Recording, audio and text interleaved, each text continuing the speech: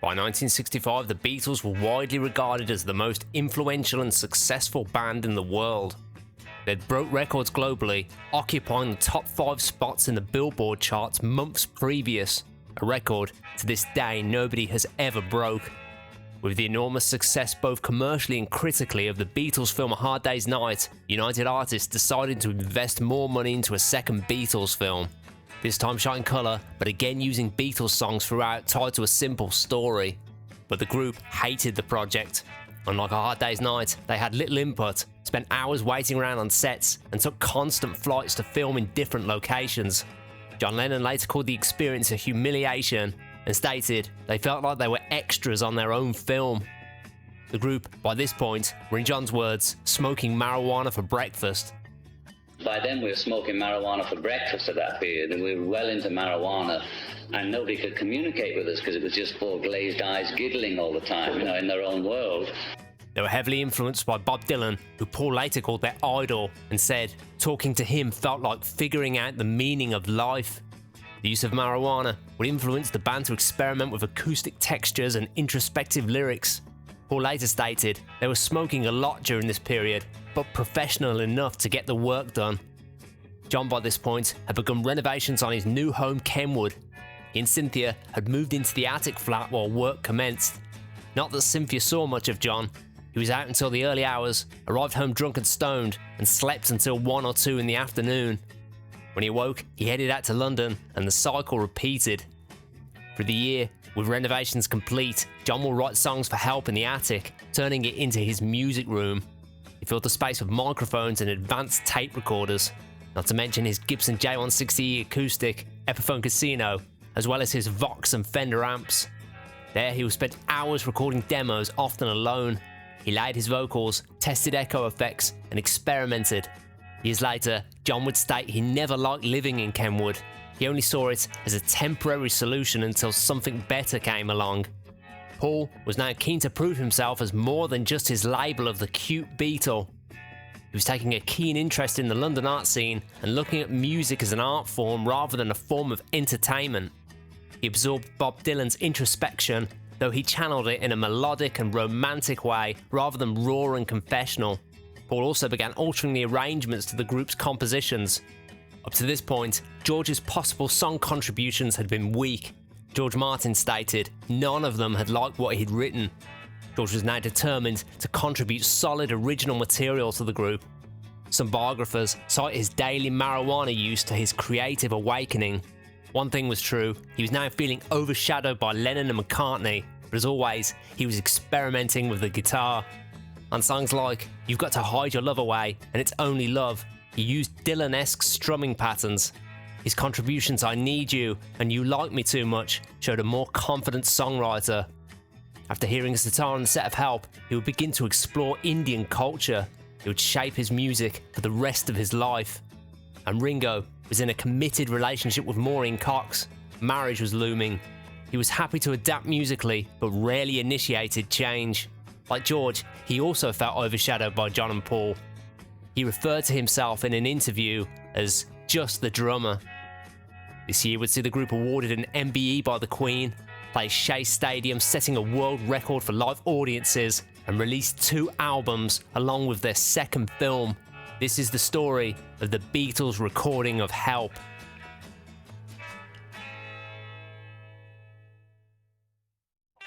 The year of 1965 began with the Beatles planning their concert at Shea Stadium. The idea of playing a baseball stadium was bold. No rock act had done it before. When the idea of playing the venue was brought to Brian Epstein, he worried that the 55,000 seats wouldn't be filled. He was reassured, even if every seat wasn't filled, he'd be paid for each one regardless. As it would turn out, every seat would be sold out within 2 weeks.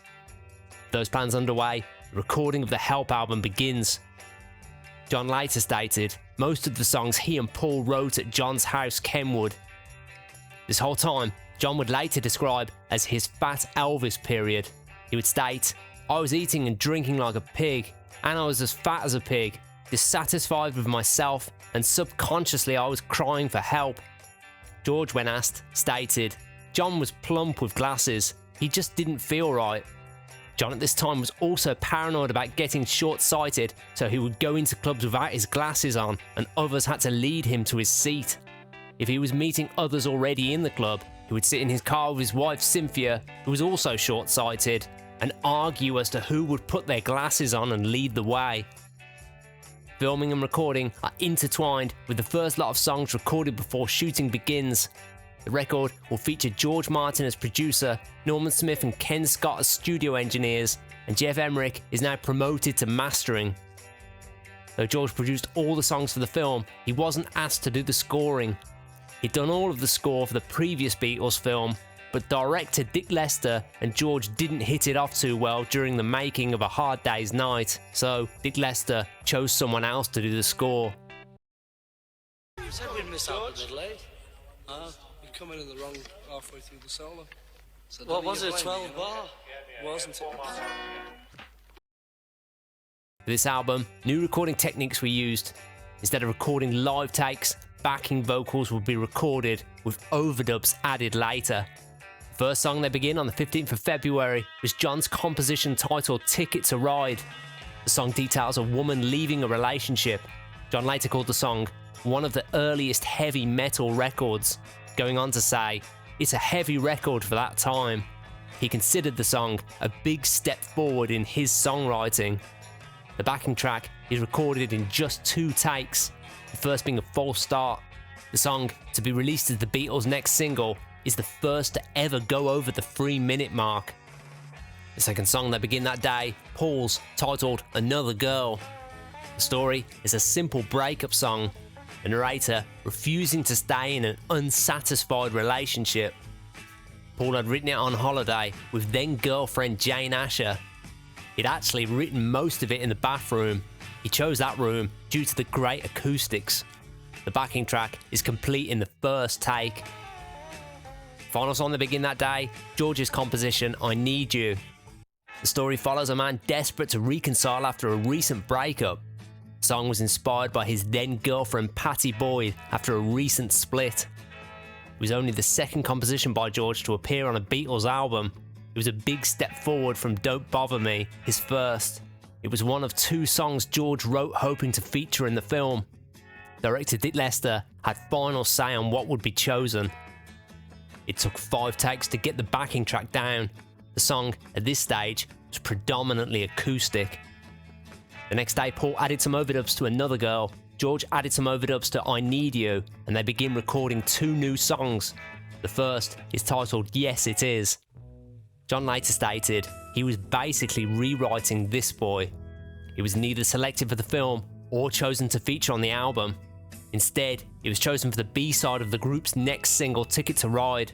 Of all the songs so far, this proves the most complicated, taking 14 takes to get the backing track down and 3 hours for John, Paul and George to get the harmonies to a satisfactory level. The next day, on the 17th of February, they begin working on 2 more tracks intended to feature on the film's soundtrack. The first, Paul's song, The Night Before. Paul later stated John didn't have too much to do with it, but at the time, he said it was a good song.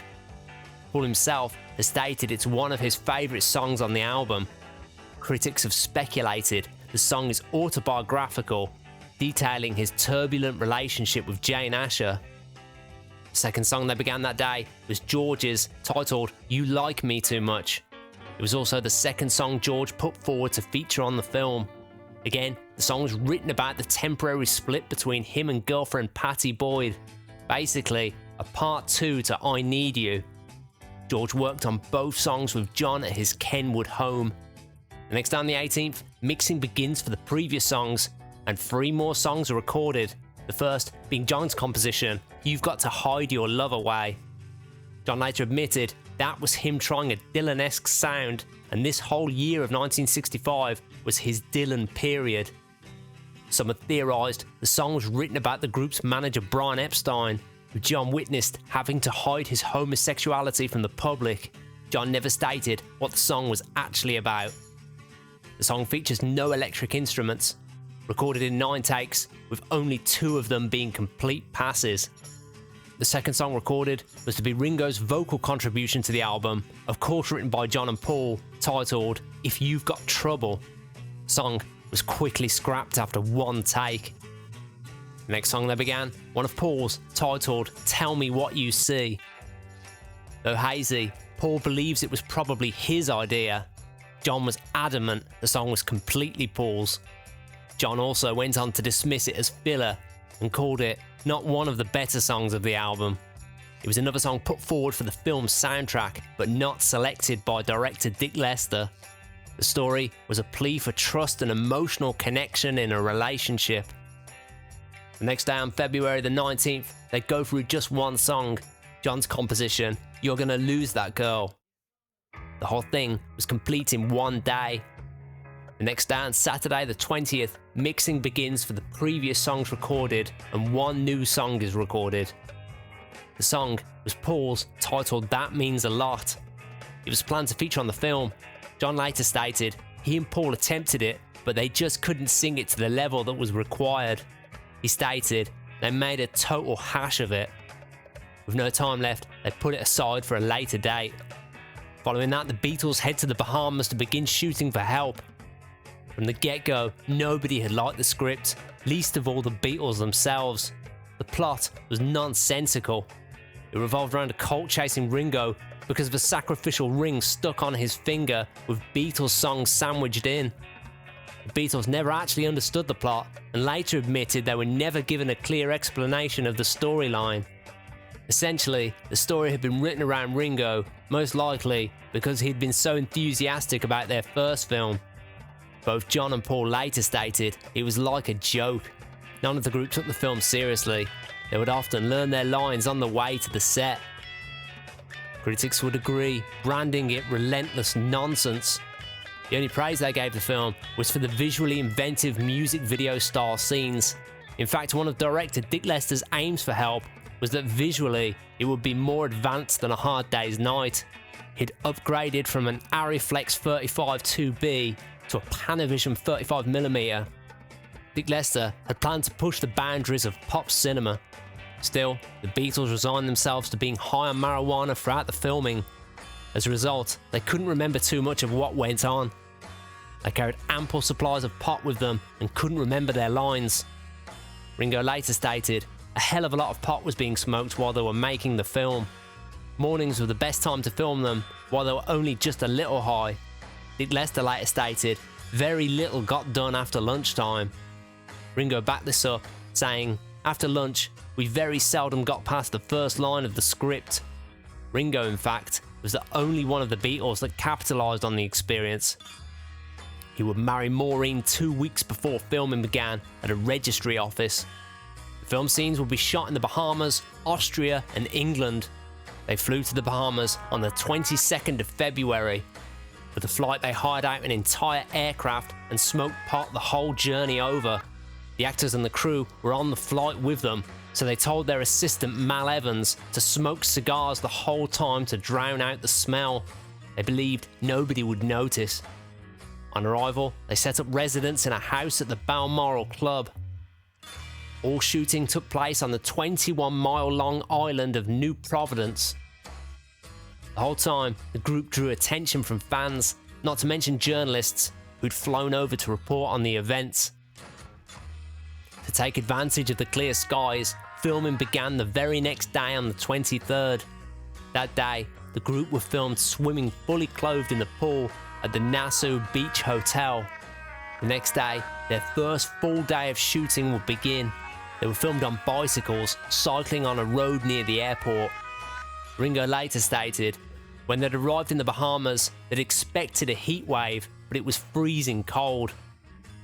The next day, more shots of them cycling were filmed, along with shots of John and Ringo at the stadium of the Bahamas Softball Association and shots of Paul around some lime quarry caves. Friday the 26th, Ringo was shot at the Yacht Basin, then with George at the Kapok Tree House in the gardens of the Royal Victoria Hotel. On the days the sun is out, the group are instructed to avoid tanning by sitting in the shade and wearing hats, as they have scenes to shoot in Austria later. Over the weekend, the Beatles are shot at Balmoral Island miming to another girl, then at Cabbage Beach on Paradise Island and at a French restaurant. Ringo later stated, If you look at the pictures of us, you can see a lot of red-eyed shots.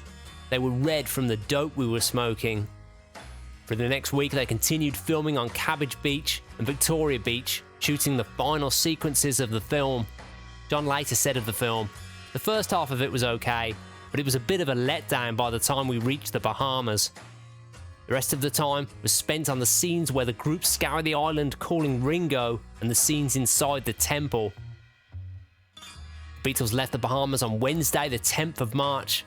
Looking back, George stated they shot some incredible scenes in the Bahamas that were never used. He later tried to get hold of some of the outtakes to find some of the footage had been destroyed, believing it would be worthless in the future. March the 13th, the Beatles returned to EMI to try another attempt of That Means a Lot. They're again unsuccessful and the song is scrapped for good. Following that, the Beatles again departed England to shoot in the snow-capped mountains of Austria. On their arrival, they are greeted by 4,000 fans and a swarm of journalists.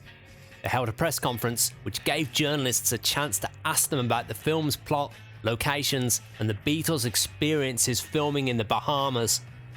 The Beatles were then taken to the Hotel Edelweiss. A day later, filming began. On this day, they filmed a toboggan hire sequence that would be scrapped, and the sequence in which they all fall down in the snow. For the next 2 days, they filmed the sequences of them on the slopes and the ski lift scenes where a double is used for Ringo at points. Third day, they filmed the curling sequence. Ringo later told of how he and Paul used that opportunity to run over a hill, smoke a joint, and then come back. Well, Paul and I ran about 7 miles. we just ran and ran so we could stop and have a joint and come back. Finally, over the next 3 days, they filmed the skiing scenes, the ones used in the Ticket to Ride sequence. George later stated it was really dangerous. It was the first and last time for him on skis. Filming in Austria is complete, and the Beatles fly back to London on the 22nd of March. 2 days later, filming continues at London's Twickenham studios. In the first few days, the scenes inside the temple are shot. Second week of recording at Twickenham, they shoot the long laboratory scene with Professor Foote and the interior railway station scene. While filming, the group begin breaking into stoned hysterics as the day goes on. The footage of this was scrapped.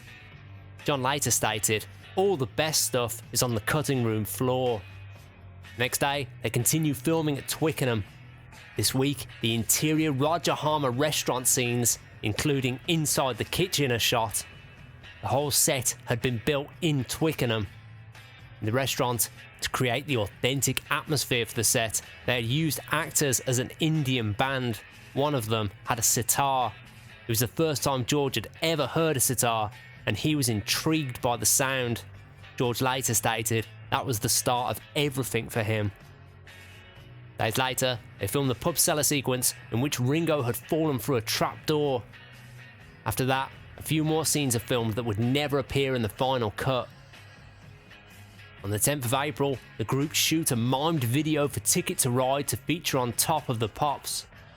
In this video, they wore the same jackets they would later wear for the Shea Stadium performance. 2 days later, the group returned to Twickenham to continue filming. The scenes inside Buckingham Palace are shot with a set built in Twickenham. At this time, they're still considering names for the film. Dick Lester suggested Beatles too. Ringo had come up with 8 Arms to Hold You. No one was keen on either, especially John and Paul, who knew they'd have to write a song around the title.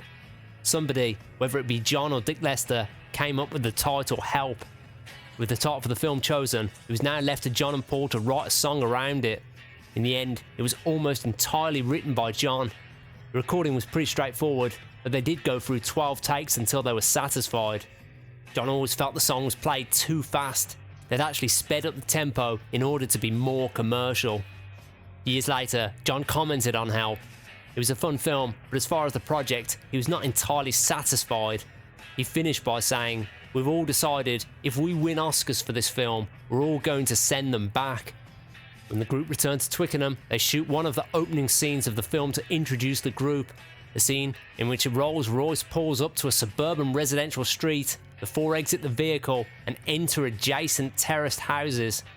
These houses, by the way, were not far from Twickenham's studio, after which we see the walls have been knocked through to create one communal space in which all four Beatles live. The inside was of course a set built at Twickenham, but the street scenes were shot on location. On the 20th of April, they resumed filming at Twickenham after the Easter break. Over the next few days, the scene in which Ringo's ring is almost stolen by a man waiting in a mailbox is shot, the scenes at Scotland Yard, and the very first scene in which the Beatles are performing Help. On the 23rd, filming continues out on location in Chiswick, with the scene in which Ringo is trapped in a cellar with a tiger, walking around Strand on the Green, and hiding in the City Barge pub. Filming continued 3 days later at Twickenham. That day, a set had been built to replicate an airport, and the scene was shot with the Beatles heavily disguised, though each Beatle looking like they would years later. Next days at Twickenham, they filmed the nightclub bathroom hairdryer scene, and the scene in which the jeweller tries unsuccessfully to remove Ringo's ring. On the 30th, in Twickenham, they recorded the scene in which the Beatles are recording You're Gonna Lose That Girl.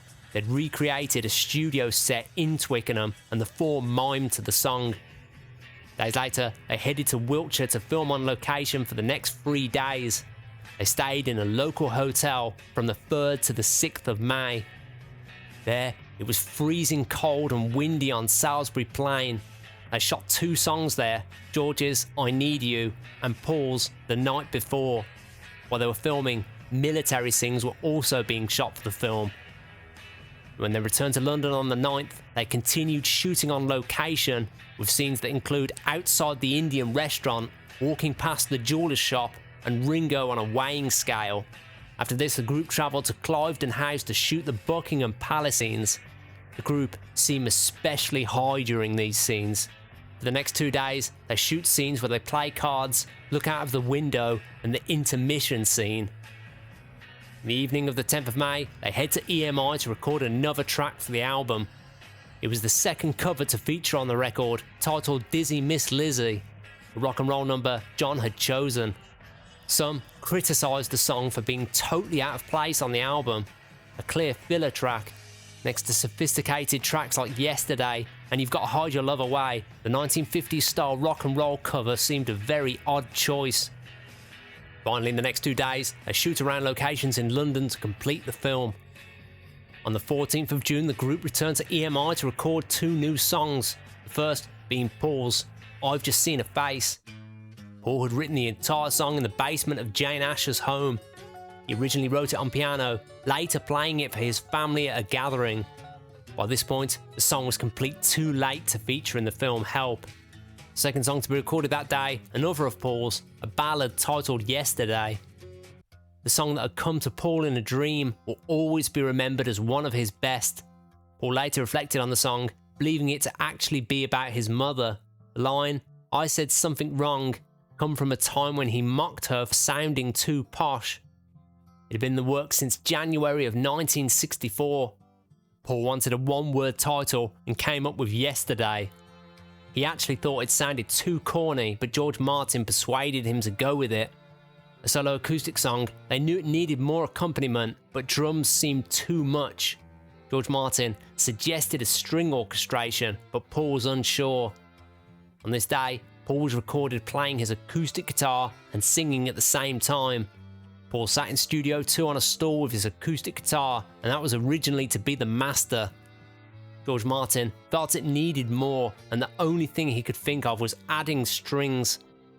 When Paul and George Martin spoke about arrangements, Paul would often go against what was technically the correct way to do it. He would question why there should be a proper way. None of the other Beatles would contribute to the track. Newspapers made a big deal of this fact at the time.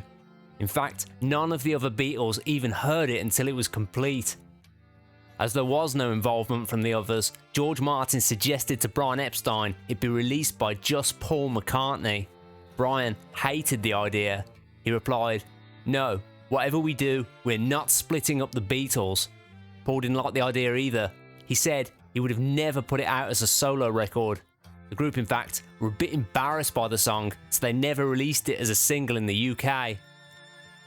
The next day, they returned to record just one track, John's song, It's Only Love. John famously hated the song. Years later, he called it lousy and stated the lyrics were abysmal. The song was recorded in 6 takes. On the 17th, they returned to record 2 songs. The first, another try at a Ringo song, this time a cover of Buck Owens' Act Naturally. Ringo had found it, brought it to the group, and said, "This is the one we're going to do." They went through 13 takes until it was complete, with Paul adding backing vocals afterwards. The final song to be recorded for the album, Paul's song Wait, another one detailing his complicated relationship with Jane Asher. Paul had actually written it back in February during filming in the Bahamas. It wasn't chosen for the album, but will be revisited later that year for Rubber Soul. With that, recording was complete. Help, the film, was released on the 29th of July. Views were divided, with fans loving seeing the Beatles in colour and in exotic locations, but critics calling it bizarre and surreal. Time magazine slated the acting, though praised what they called highly professional, carefully calculated camera work and cutting. On August the 6th, the Help album was released. It hit number 1 immediately on pre-orders alone. On August the 15th, a record-breaking 55,600 fans attended the Beatles concert at Shea Stadium. The whole event was filmed specifically for a television show. It was planned ahead in order to maximise the impact of the show. 14 cameras would capture the night's events. Police and barricades were put in place to keep fans from throwing objects. The Beatles travelled by helicopter over Manhattan before switching to an armoured van to approach the stage. Through a tunnel, the group sprinted to the stage. As the filming was being done by Sullivan Productions, they were introduced by Ed Sullivan and ran through a set list of 12 songs. From the first counting, the screams of the fans drowned out the music. The Beatles could barely hear themselves. In turn, John Lennon joked the Beatles were just screaming back at them, only with guitars. As the group played, audience members fainted, cried, and some tried to rush the stage. It was described as glorious chaos and almost religious by attendees. On the 26th of October, the Beatles would receive an MBE from the Queen. First reaction on hearing this by Paul was, "What does it mean?" Someone answered, "You'll get a badge, £40 a year, and you'll get to go into St. Paul's Whispering Gallery for free." George then asked, "How much does that cost to get in anyway?" and was told, "About £1." Paul thought, there's either 2 ways we can look at this. 1, it's a great honour bestowed to you, or 2, it's a very cheap way to honour someone. John didn't want to accept the award at all, but was convinced by Brian Epstein it was in his best interest. The group met and decided to go ahead and accept it. They'd already played this game long enough. Despite the fact that they weren't big fans of the royal family, they agreed to do it. The Beatles arrived at Buckingham Palace around 11 AM in John Lennon's black Rolls Royce. They were greeted by a crowd of 4,000 fans held back by police. Some fans even climbed gates and lampposts to catch a glimpse. When they entered Buckingham Palace, they couldn't help but be impressed. John later stated, "It was like a dream. It was beautiful." Inside the palace, there was music being played, and they felt like they were entering a museum. One of the guards instructed them on how to march, how many steps, and how to curtsy when they met the Queen. Depending on which Beatle you believe, they headed out to the toilet to smoke marijuana to calm their nerves. When they did stand before the Queen, they had nothing to say. She asked John, "Have you been working hard lately?" John was confused and couldn't think of what to say, so he answered, "No, we're having a holiday." She then turned to Ringo and said, "You started the group, didn't you?" And he answered, "No, I was the last one to join." Afterwards, publicly they were upbeat about the experience, but privately, some of them felt the whole thing was surreal and hollow. By the end of 1965, the Beatles were undergoing a major transformation, moving away from pure commercial pop towards a greater artistic authenticity. Constant touring and screaming crowds left them feeling trapped in a manufactured pop persona. John Lennon had become more introspective and outspoken. He later stated on receiving his MBE, "I think the Queen believes it all. She must. I don't believe in John Lennon being any different to anyone else. I'm just some fella, but the Queen thinks she's different. George Harrison started exploring spirituality and Indian culture. Paul McCartney leaned into avant-garde art and composition. Ringo focused on family life and film roles. Their attitude towards fame had changed dramatically. They were no longer chasing it, and in many ways were disillusioned by it. John would later sum it all up stating, "We were just a band that made it very, very big, that's all. It wasn't important, it was just a gig. We were just kids who had a laugh, and it all got out of hand." Thank you to everyone who supports the channel, and if you wish to donate, it would be greatly appreciated. Just click the three symbols next to the video, then the thanks icon, and choose however much you wish to donate. Everything donated goes directly back into the channel to make better quality videos. As always, thank you for watching, and stay tuned for the next video.